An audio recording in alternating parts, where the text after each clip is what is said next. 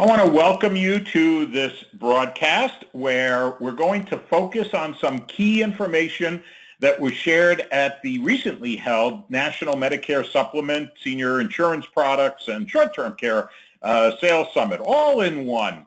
So my name is Jesse Sloan, and I'm going to be your presenter today. I'm really delighted to do this broadcast. It's the only one that I'm doing on this subject for Insurance WebEx. And I thank them for allowing me to be a featured, one of their featured mentors. What I thought would be of interest to everybody is information. So I run several trade organizations. The two that are particularly pertinent here are the American Association for Medicare Supplement Insurance and the National Advisory Center for Short-Term Care Information. So as head of these organizations, one of the things that I do is organize the industry conference. And this is a very large event. It took place in April in Dallas, and there's several components to it. And I'll go into that in more detail. But what I've decided I thought would be of interest was on one of the days, we open the doors for free for agents. We allow them to come in, and we have a series of sessions that they can attend, and they can meet with all the exhibitors and everything like that. And I pulled some information from some of those presentations that I thought would be of interest to you. If you have a pen and paper there, you should definitely write down the website, medicaresup.org/library. And here is why. When you go to that page, you will be able to do two things. The first is, if you scroll down to the bottom, you'll be able to actually access and watch videos recorded at the National MedSup and Short-Term Care Conference. Now, most of those sessions are for insurance companies, for general agencies, for regulatory people and others, but it's free access. You can watch on any device. You just click and you're going to see the speakers and you're going to see their presentation. We also, the recording company makes all of this available. They make available recordings from the agent sales days that we've done, not just at the 2017 event, but the 2016 and 2015 events. And the recording company charges a nominal fee. I think it's $49 to access those, but there is a code there that offers you a 33% saving. So, you know, there's free and there's a nominal cost for some of the others. One other advertising message before we get started. So the American Association for Medicare Supplement Insurance has a Find a Local Medicare Supplement Agent Directory. We created this because, frankly, while there are many entities that will sell today over the phone and over the internet, and that's great, there are many consumers who want to seek a local and speak with a local specialist, someone who can offer them and explain to them their Medicare options and obviously sell them insurance.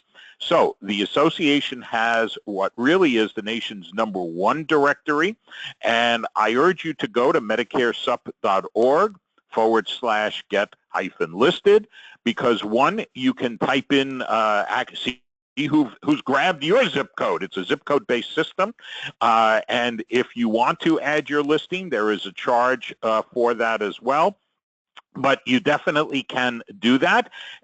And I'm not sure why it's not on this slide, but if you type in WebX20, for some reason it came off, WebX20 or the code SAVE20 now, you'll be able to save 20% on the listing. Oh, there it is. It's on the next slide. Yes, just type in the code when you get to step 2. So a 3-year listing works out to $73 a year, and what we always tell agents is that, you know, if you're listed for 3 years and you get one consumer, we'll never promise you a consumer lead, but because it's the only online directory for the industry and because of the organization's name and stature, we get a lot of media attention. That does drive consumers to the website. If you type in WebX20 when you get get to step 2 in the referral code box, be sure to hit that apply referral code button. Some agents don't.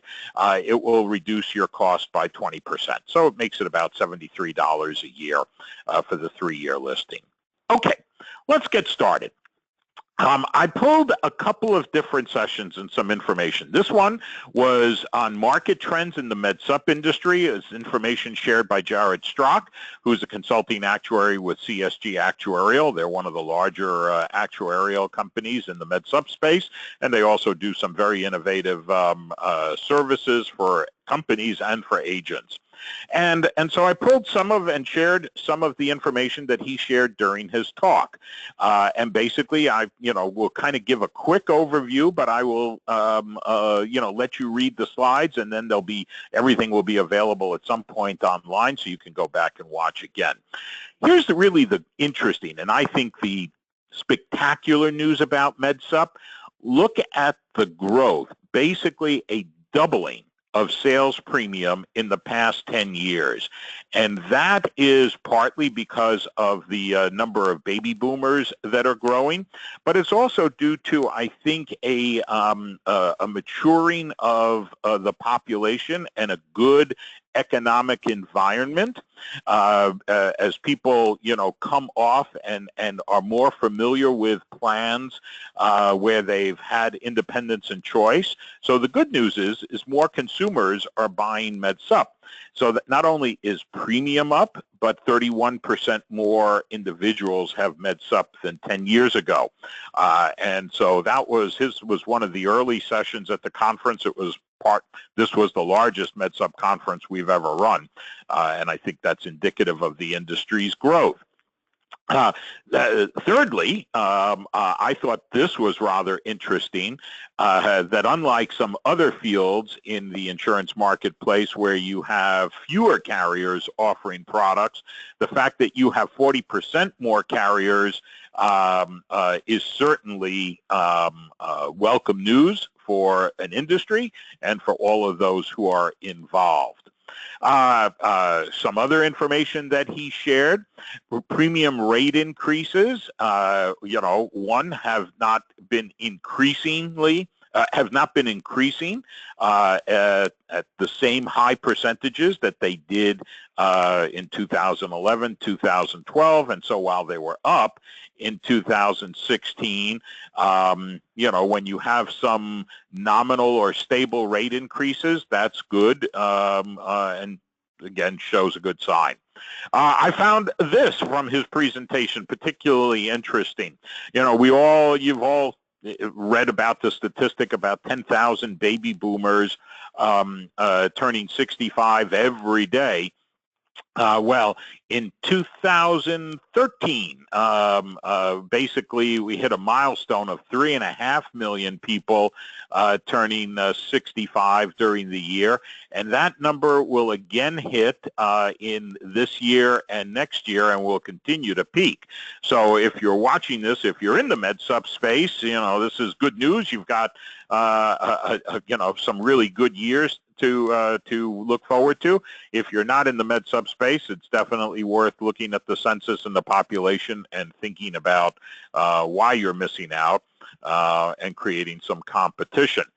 And obviously the same thing, while nobody can project what the future will hold, Jared did share this slide, which I thought was extremely optimistic, a prediction that right now there are 13.1 million policyholders in MedSup, and if you look at this, and you plan to be in business by 2025, you will have not quite double that many, but you certainly will have a lot. So very interesting, and the same thing with new business premium. Very optimistic outlook for the MedSup space. I thought that was really good, obviously, to kick off.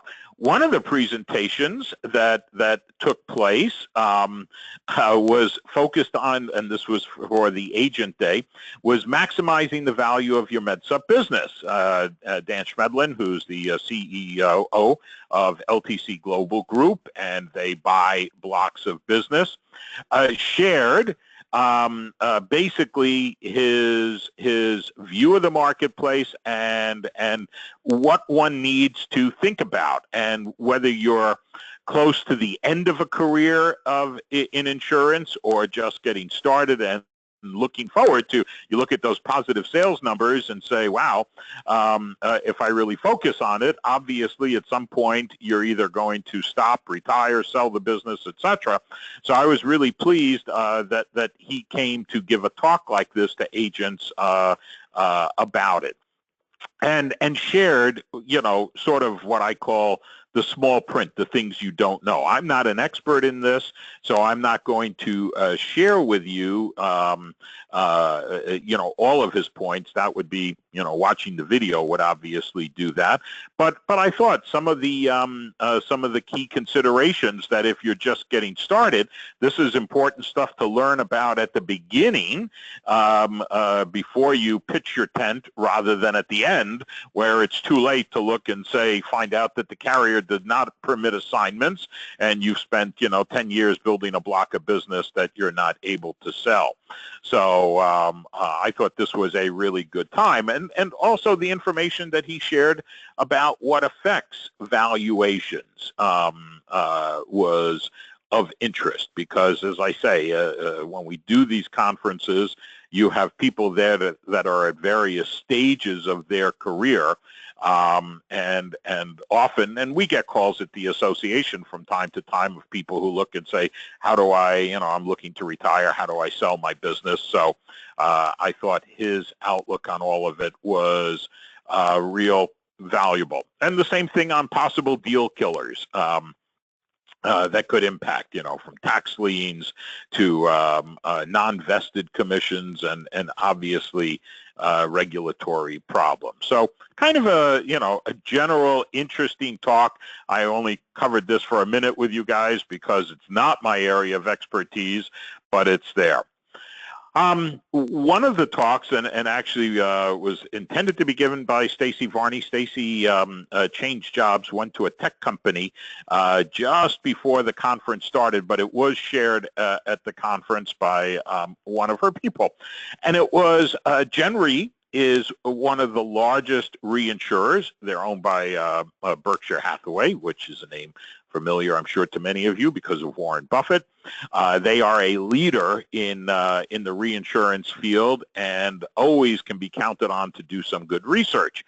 And so they did what I thought was an interesting study of consumers. I'll just take a second to go back. So what do consumers value from their agents in particular? And since she was speaking at the agent day, this is certainly pertinent. What really was interesting is that almost half of the consumers that they surveyed reported that the agent who originally assisted them or sold them has not kept in contact. Now a little bit less than half, a third, a little bit more than a third, have kept in contact. What you'll see in the future slides was whether that really had an impact, and I can't tell you whether that will be the same going forward, but again, I wanted to use this presentation to share some highlights of things that I found of interest. So what do consumers look for? 68%, you can see a little over 2/3, prefer an ongoing conversation be held over the phone or through email, obviously, as opposed to, I would assume, a meeting, and certainly, it's pretty obvious to do it at important updates, if important updates occur, or at anniversary time. About a quarter made a change in their coverage since they first, turned 65 and started working with a MedSup agent. So you can see, when did they switch? And this was I thought kind of an interesting slide. So 28% switched since turning 65, and they've kept in contact. 34% switched where there had not been an agent contact. So, their conclusion, maintaining contact with the original agent does not appear to result in a greater likelihood of switching. Not significant, but still is important. I thought what was interesting was one of the slides where they talked about what did consumers value for those consumers who were loyal, dedicated to their agent. And so you can kind of read for yourself. Some of them are obviously pretty obvious, as I call it. You have the client's best interest in mind, knowledgeable, and maintains contact even if only one time a year. That helped the client feel that they could contact the agent when they had questions. And we do get those kinds of calls at the association as well. From people looking and saying, it's one of the reasons that we started that online directory for agents. So just again, a reminder, if you joined us late, a couple of opportunities for you. I'm sharing just some highlights from the various national conferences, and the reason I say various is there basically were 3 different events all rolled into one opportunity in Dallas this April. You can go to MedicareSup.org, sell more. That will take you just to the sessions where you can find the recordings from the Agent Free Day. And if you enter the code there, you'll save 33%. And then also, if you are an agent, I encourage you to go to the website, MedicareSup.org, to check out the Find an Agent directory. You can very easily, on the home page or on any other page, enter your zip code, see who the closest agent to you is. For consumers who are looking for someone local, this is a very powerful resource. A 3-year listing, and we're offering a 20% discount. Appreciate WebEx allowing me to speak and reach people. If you type in during step 2, WebEx 20, that little referral box will come up. Ask you if you have a referral code. You hit yes, and then you type it in, and be sure to hit the apply referral code. This is during step 2. It will end up costing you $73 a year. And I'll repeat for everybody, I'll never promise this isn't where you enter your directory and immediately consumers are going to call you. It's not that kind of system. We go out and do the best we can to create awareness for MedSup among consumers. MedicareSup.org, if you do a Google search for Medicare supplement agents, right under the ads that Google charges for, the association's website is the #1 organic listing, and that does drive traffic. And our view is that if you do a 3-year listing and you get 1 sale over 3 years, although the testimonials that we post from agents are real agents who are listed and share with us, many of them are really, really pleased. I always laugh and say, they don't like to give testimonials because they don't want competition, and I understand that. But I encourage you to, if it's part of marketing, take a shot and add your listing. So, continuing, one of the focuses of the conference was short-term care insurance, an area that I'm particularly supportive of and glad to share a lot of information as I head up the National Advisory Center for Short-Term Care Information. So again, in keeping with having this presentation share information and data and stats that I think are helpful. At the summit, it was the first opportunity to release data that the Advisory Center had gathered from the short-term care insurers. And the good news was policy sales for short-term care for the insurers was up almost 17%, and premium was up. And as I always tell people, increases are good. Again, sharing the data from the survey that we released literally as we were walking into the conference. Who buys short-term care insurance? This is a senior product. Shouldn't come as a surprise to anybody. As you can see, the vast majority of buyers are between 60 and 80, although one of the nice things about short-term care insurance, if you're not familiar with it, is that some of the companies will accept applicants up to age 89. Gender, a little over half were female. You know, I think you know, my knowledge and research into the industry is that this is an ideal product for what I call women who live alone, meaning they're divorced or widowed or never married, because it just provides them with some coverage and affordability to do some long-term care planning. We also shared data on claims. I think this is very important, especially for an industry that's not highly recognized, and so new claims from the short-term care insurers were up almost 25%. And while that seems like a lot, remember that this is still a relatively new and small industry, so not cause to panic and say, oh my God, did these people price the products correctly? Are they heading for, you know, a major catastrophe?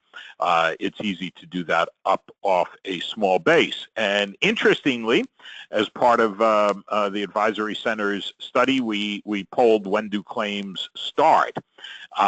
And, you know, the tendency has, as I show the little birthday cake with the 89, because as a reminder that I think it was a little over 11% of the people who were buying new policies were in their 80s. But what this showed is that people are making claim on these policies in their younger ages, in their 60s, 70s, 80s, etc. And obviously, many are over age 80 because that is the time when you're going to need recovery care, long-term care type services.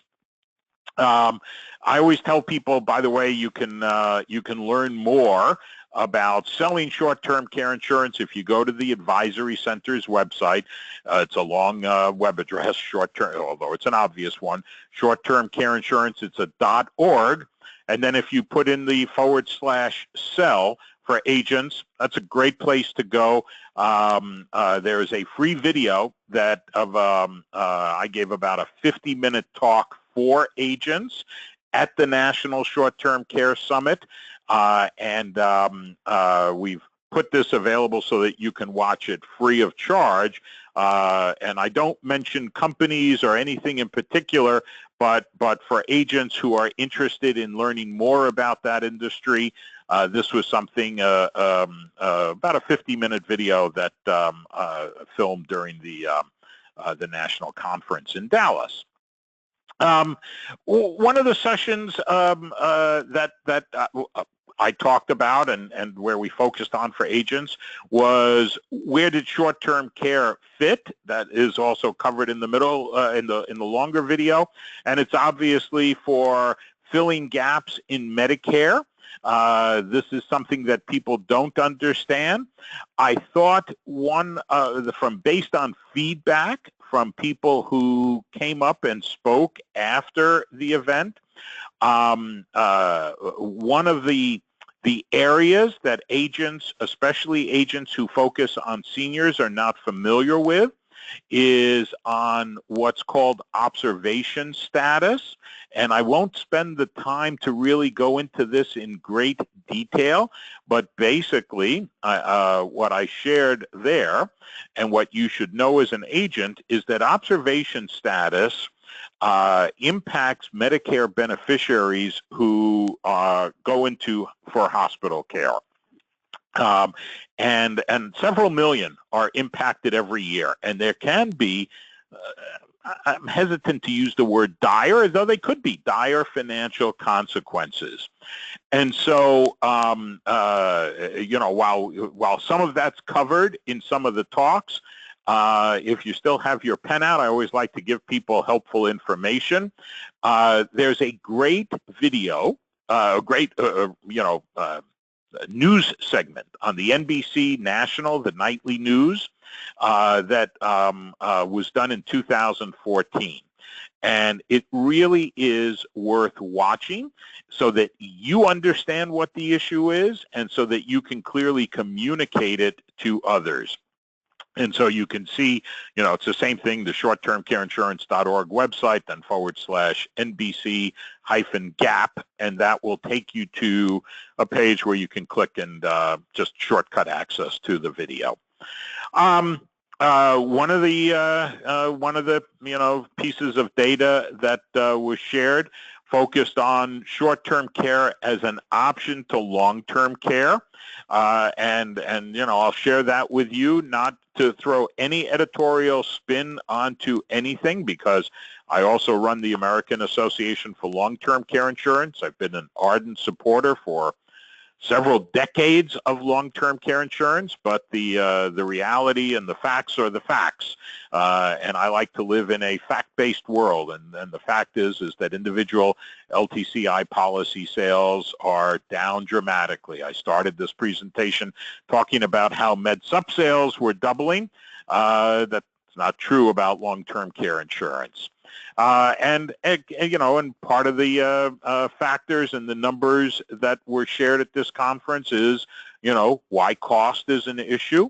And this slide really, kind of shares the data that a significant number of people over 65 in America have no savings for retirement. And many who do, only 13. Well, if you look at the image on the right, and you look and you say, okay, in retirement, let's say you're going to need $100,000 or more. Only 26% have over $100,000 saved for retirement. And that's a staggering number. That means everybody else is basically living on Social Security. And so, they need options. Health in the long-term care insurance industry is always an issue as the market has shrunk and as there are fewer insurers in the marketplace and more unhealthy Americans. I don't have to tell you, we read about it all the time, how, the percentage of Americans that are obese, percentage that have diabetes, it gets worse at older ages. The insurers are declining more and more policies, and age has always been an issue.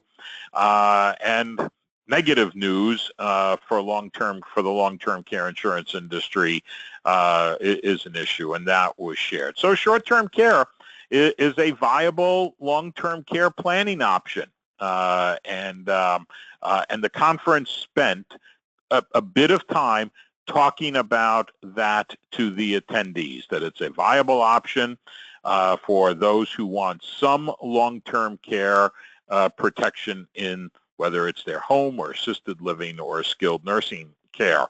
And one of the pieces of data that was shared at the conference that I'm going to share with you now, which I thought was, obviously something that we've researched and shared there. Most of the talks were given by others, but I have permission to obviously share this, is that while many agents are very familiar with long-term care and long-term care needs, it's sort of an industry that's been trained with the worst case scenario. And that's okay. Selling doom and gloom is part of insurance sales, but selling doom and gloom forces you to sell people very expensive coverage. And you now connect that with the fact that people don't have income, don't have savings, they can't afford. So I try to counter doom and gloom and say that while most people call it long-term care, most claims are actually not long. 41% of long-term care insurance claims last less than a year. So that means almost half of the people who first qualify, go on claim, their claims are going to be less than a year. So a lot of time was spent at different sessions talking about long-term care, short-term care, etc. I'm not going to spend much time talking on this because, as I said, it's in a lot of this is in some of that other video that we shared with you. Let's see. Okay. One of the other presentations that I thought was rather interesting focused on senior dental products, something that I'm not familiar with, but we had Jen Matthews, who's the sales director for Medicare Insurance Company, come and talk, and her presentation focused on the impact of periodontal disease and other dental needs for the since this was a Medicare / senior / short-term care insurance event. This obviously focused on dental for older Americans.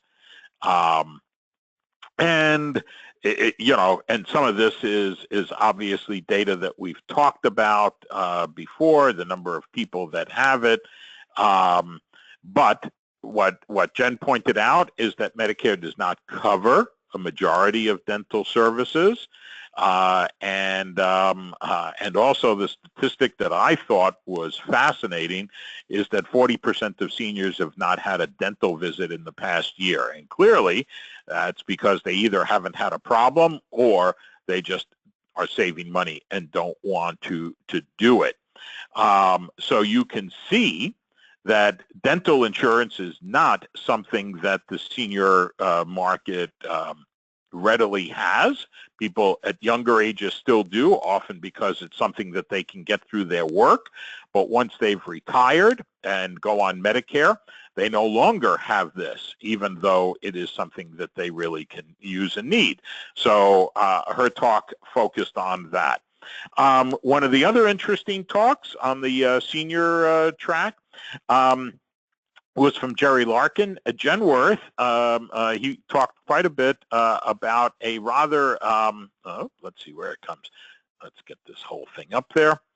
Genworth came out with a rather unique, and while, sessions were informational in nature, sometimes obviously they, were promotional in nature. So while many people are familiar with annuities, Genworth came out with an underwritten annuity that is ideal for people that have health issues, particularly where it relates to long-term care.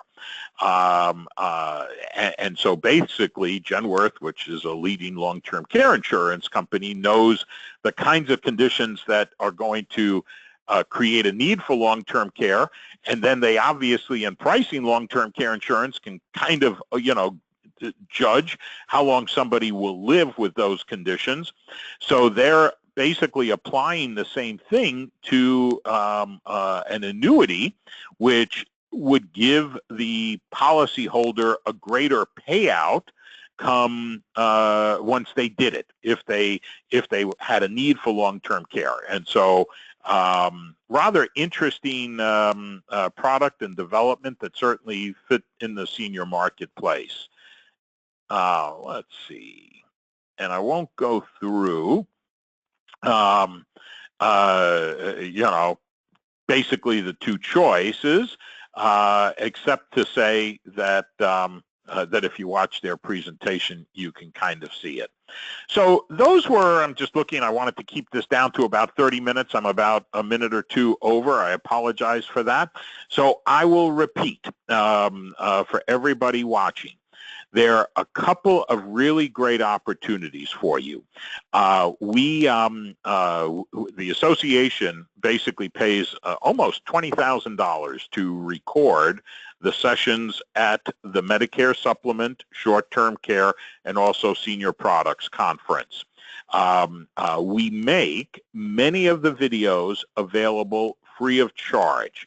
One, because that benefits the industry, and also, to be honest, if you're getting access to the free videos, we're going to ask you to sign in with your email.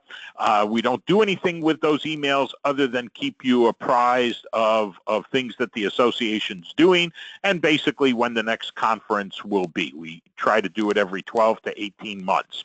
So if you go to medicaresup.org/library, you'll see several things on that page. First, you'll see how to access the recordings from the agent free day. There is a nominal charge. The recording company will charge $49. That will get you 1 year of access to each of the different conference, not an individual, but I think for the 2017, there's something like 27 different videos. It will tell you how many are up there. You will be able to watch them on any device with internet access. Once you do it, you'll have a year so that you can watch, you can come back, you will see the speakers, and you will see all of their slide presentations. Stop, start, take a break, come back, watch them again on any device. The others, the full conference, is available completely free of charge. That's the national event. And as I say, you can, watch a few minutes of a session and say, no, this isn't for me. This is more for an insurer. There are a whole host of wonderful sessions that you will find there, including, I'm pretty sure, one of the keynote speakers came from AARP and just, shared a very inspirational talk with everybody. So that's one thing. And then lastly, last plug, if you are an agent, I urge you to go to medicaresup.org. Check out who, if anybody, has listed themselves on our Find an Agent directory, and to consider adding your own listing to it. Don't forget, many agents do, which is okay, but we are very happy to offer those who've taken the time to watch this broadcast. We thank WebEx, Insurance WebEx, for allowing us to do it.